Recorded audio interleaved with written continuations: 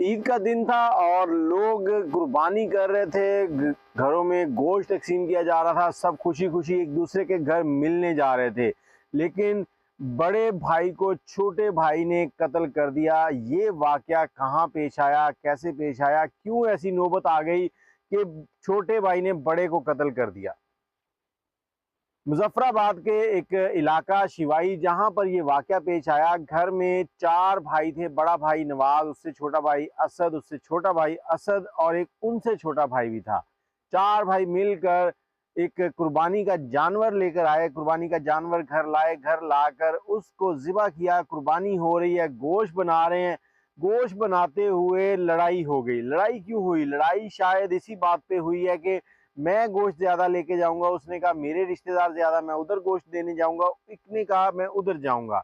अब इतनी बातचीत हो रही थी तो बड़ा भाई नवाज, जिसमें अदम बर्दाश्त, जो बर्दाश्त नहीं कर सका, बजाय इसके कि इस मामले को रफा दफा करते, कहते कि ईद का दिन है, आज कोई लड़ाई झगड़ा नहीं चलेगा, हम सुलह सफाई से रहेंगे। क्योंकि भाइयों का रिश्ता ही ऐसा है। भाइयों का ऐसा रिश्ता है कि अगर एक भाई को कोई बाहर थप्पड़ भी मारे तो बाकी के चारों भाई जो हैं, पीछे जितने भी लोग हों, वो सब उसके पीछे खड़े हो जाते हैं।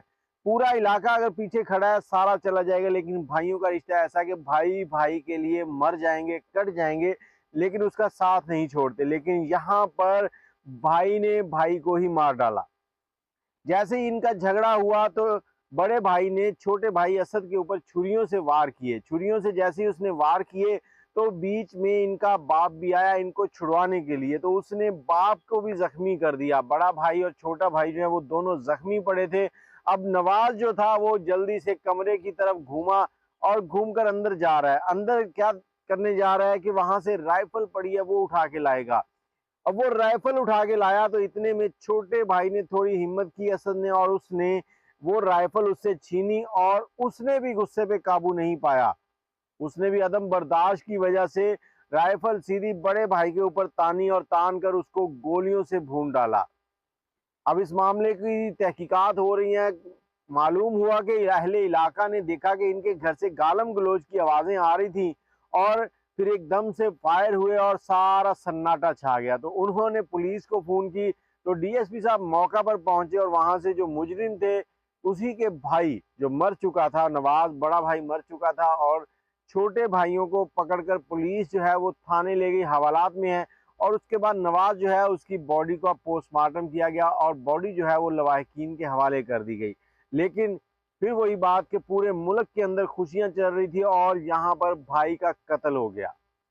भाई का कत्ल भाइयों के हाथों हो गया और साथ ही बाप को भी जख्मी कर दिया। क्यों कर दिया? सिर्फ एक गोश्त के खातिर। गोश्त के ऊपर लड़ाई हुई है कि हम गोश्त ज्यादा लेंगे, हम ज्यादा लेंगे। और इस पर मैं ये भी कहना चाहूंगा कि हमारे पास अदम बर्दाश्त इतनी बढ़ती जा रही है कि हम लोग सोचते ही नहीं हम क्या कर रहे हैं।